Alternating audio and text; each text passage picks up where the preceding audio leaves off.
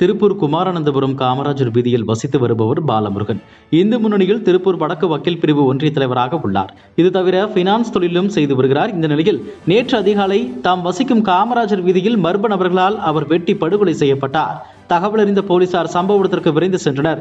சடலத்தை கைப்பற்றிய அவர்கள் பிரேத பரிசோதனைக்கு அனுப்பி வைத்தனர். பின்னர் அங்குள்ள சிசிடிவி காட்சிகளை கொண்டு விசாரணையை தொடங்கியுள்ளனர். கொலையாளிகளை பிடிக்க 3 தனிப்படைகள் அமைக்கப்பட்டுள்ளது. கொலைக்கான முழு பின்னணி என்பது பற்றிய எந்த தகவலும் வெளியாகவில்லை. முருக பக்தர்கள் மாநாட்டின் போது மதவெறியை தூண்டும் வகையில் அச்சுறுத்தும்படி பேசிய பாஜக மாநில தலைவர் நயினார் நாகேந்திரன், அண்ணாமலை, ஆந்திர துணை முதலமைச்சர் பவன் கல்யாணை தேசிய பாதுகாப்பு சட்டத்தில் கைது செய்ய வேண்டும் என புகார் அளிக்கப்பட்டது.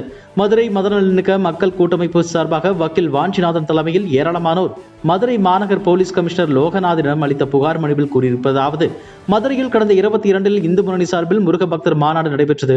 முன்னதாக மதவெறியை தூண்டும் அரசியல் உரைகளை கூடாது எனவும் இதனை முன்கூட்டிய காவல்துறை உறுதி செய்ய வேண்டும், தவறும் பட்சத்தில் மாநாட்டில் தலையிட்டு உரிய நடவடிக்கை எடுக்க வேண்டும் என ஹைகோர்ட் கிளை உத்தரவிட்டிருந்தது.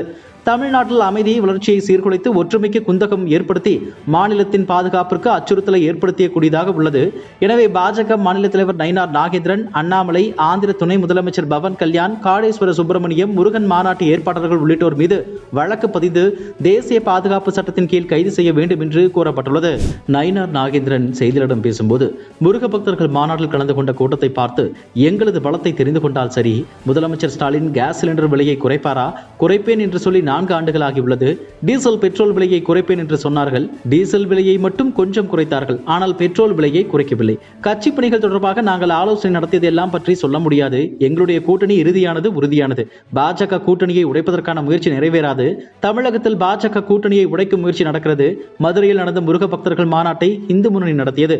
அதில் நாங்கள் கலந்து கொண்டோம். என்னிடம் கேட்கும் கேள்விகளை எல்லாம் முதலமைச்சரிடம் கேளுங்கள் என்று ஆவேசமாக கூறினார். விழுப்புரம் மாவட்டம் தைலாபுரத்தில் நிருபர்கள் சந்திப்பில் பேசிய பாமக நிறுவனர் டாக்டர் ராமதாஸ், இங்கே வந்திருக்கும் பொறுப்பாளர்கள், மாவட்ட செயலாளர்கள் தான் தேர்தலில் நிற்கப் போகிறார்கள். இவர்களைத்தான் நான் தேர்ந்தெடுப்பேன். இவர்கள் தான் எதிர்கால சட்டசபை உறுப்பினர்கள். ஏனென்றால் எனக்கு எல்லா அதிகாரமும் உண்டு.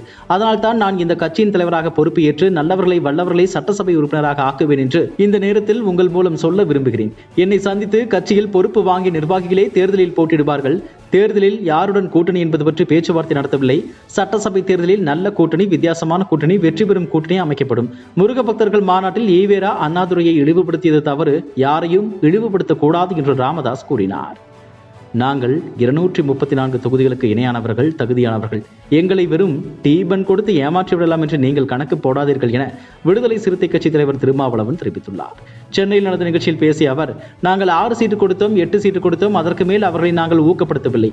நாங்கள் 10 சீட்டுக்கு மேல் இவர்களுக்கு எப்போதுமே தரமாட்டோம். அது உங்கள் மதிப்பீடு. இதை நான் ஆணவத்தில் சொல்லவில்லை, வெறும் தேர்தல் கணக்கில் சொல்லவில்லை, சமூக மாற்றத்தின் பார்வை அடிப்படையில் சொல்கிறேன் என்று அவர் பேசினார்.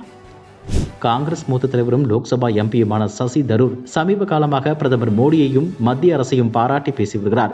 இது காங்கிரசாரிடையே பெரும் சலசலப்பை ஏற்படுத்தியுள்ளது.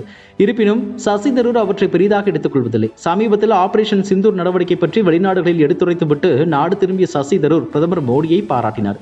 இது காங்கிரஸ் தலைமையை மேலும் அதிருப்திக்கு உள்ளாக்கியது. இந்த நிலையில் நமக்கு நாடுதான் முதலில் முக்கியம், ஆனால் சில பேருக்கு பிரதமர் மோடிதான் முக்கியம் என்று காங்கிரஸ் தேசிய தலைவர் மல்லிகார்ஜுன கார்கே திருவனந்தபுரம் எம்பி சசி தரூரை விமர்சித்துள்ளார். மல்லிகார்ஜுன கார்கேவின் இந்த பேச்சுக்கு சசி தரூர் மறைமுகமாக பதிலடி கொடுத்துள்ளார். அவர் விடுத்துள்ள பதிவில், பறப்பதற்கு யாரிடமும் அனுமதி கேட்கக்கூடாது, சிறகுகள் உங்களுடையது, வானம் யாருக்கும் சொந்தம் கிடையாது என்று பகிர்ந்துள்ளார்.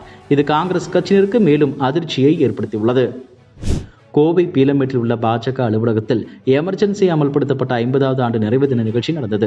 இதையொட்டி நடந்த புகைப்பட கண்காட்சியை பாஜக தேசிய மகளிர் அணி தலைவி வானதி சீனிவாசன் பார்வையிட்டார். பின்னர் அவர் செய்தியாளரிடம் பேசும்போது, திருப்பூரில் ஒருவர் கொலை செய்யப்பட்டுள்ளார். தமிழகத்தில் சட்டம் ஒழுங்கு சீர்கேட்டை நோக்கி சென்று கொண்டிருக்கிறது. தமிழகத்தில் நெருக்கடி நிலை உள்ளதோ என்று எண்ண தோன்றுகிறது. நாங்கள் கல்வியில் அரசியல் செய்யவில்லை. தேசிய கல்விக் கொள்கை நாடு முழுவதும் மக்களிடம் கருத்து கேட்கப்பட்டு கொண்டு வரப்பட்டது. தனது அரசின் தோல்விகளை மறைக்கவே திமுகவினர் மத்திய அரசை குறை கூறுகிறார்கள். முருக பக்தர்கள் மாநாட்டால் அதிமுக பாஜக கூட்டணியில் எந்த பிரச்சனையும் இல்லை. எங்கள் கூட்டணி நன்றாக உள்ளது. கூட்டணி ஆட்சி குறித்து அமித்ஷா தெளிவாக பேசிவிட்டார். தமிழகத்தில் தேசிய ஜனநாயக கூட்டணிக்கு அதிமுக தான் தலைமை தாங்குகிறது. திமுக ஆட்சி அகற்றப்படுவது உறுதி என்று கூறினார். இதுபோன்ற செய்திகளை மேலும் தெரிந்து கொள்ள எங்களது யூடியூப், ஃபேஸ்புக் மற்றும் ட்விட்டர் ஆப்களை சப்ஸ்கிரைப் செய்யவும்.